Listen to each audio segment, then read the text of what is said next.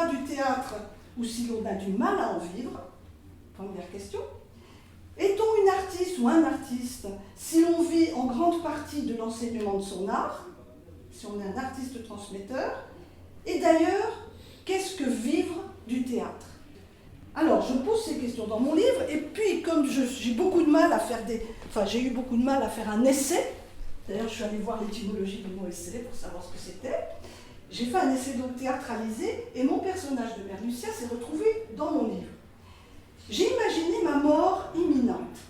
J'avais à l'époque, je l'écrivais en 2019, j'imaginais en 2022. Très précisément le 2 février 2022, je trouve que c'était joli. C'est-à-dire que c'était l'année de mes 60 ans, vous savez tout, j'ai 60 ans maintenant. Et au moment, en fait, je suis à l'approche de la mort, j'ai une feuille de salade coincée dans la gorge. Je me suis étranglée quand on m'a posé la question « Et vous en vivez ?» Je me suis étranglée de colère, cette question me met très en colère, et je suis coincée au niveau de la gorge. Et à ce moment-là, le grand tribunal, vous savez très bien comment ça se passe au moment de la mort, hein, tout le monde le sait.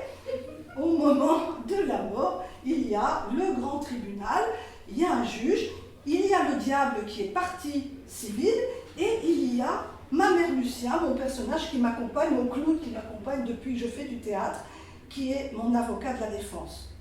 Le diable dit, Isabelle Augier est un imposteur, est une imposteuse, hein. Elle n'a pas été une artiste du tout. Et la mère Lucia va tenter d'expliquer que, si, elle parle un peu comme ça, Isabelle a été une artiste.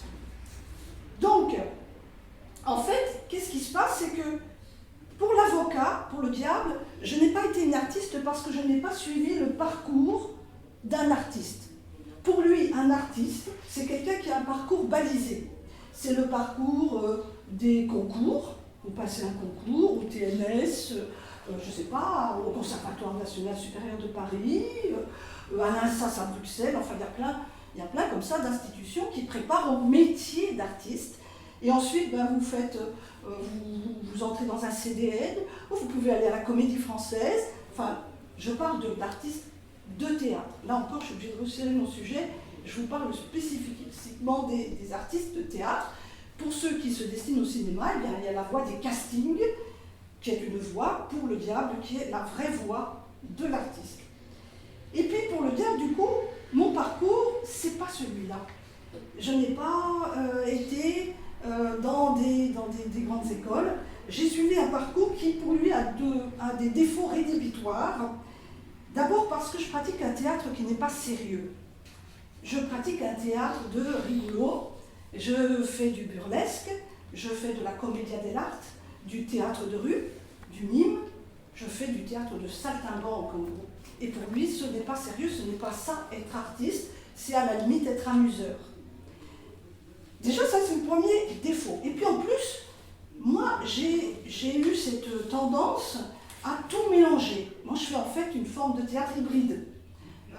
Toutes ces choses-là que je viens de vous citer, je les mélange dans le type de théâtre que je fais.